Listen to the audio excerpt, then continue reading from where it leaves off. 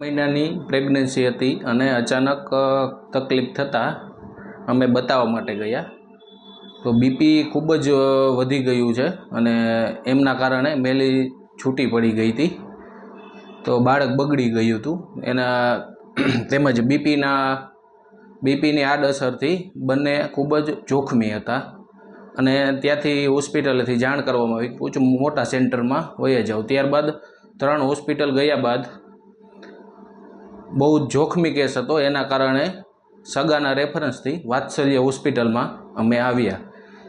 વાત્સલ્ય હોસ્પિટલમાં આવી મારે ફોનમાં રસ્તામાં વાત ચાલુ જ હતી। અહીંયા વાત્સલ્ય હોસ્પિટલે પહોંચ્યા બાદ તેમનો સ્ટાફ તત્પર જ હતો।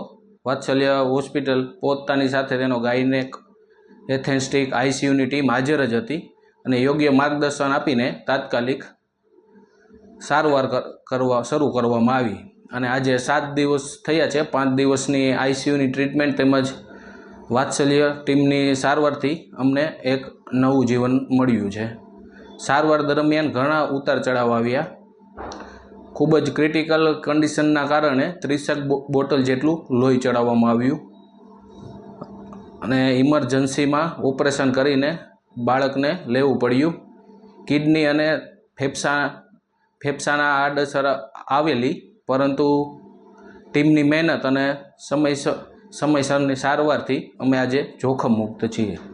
ખૂબ જ આભાર વાત્સલ્ય હોસ્પિટલ।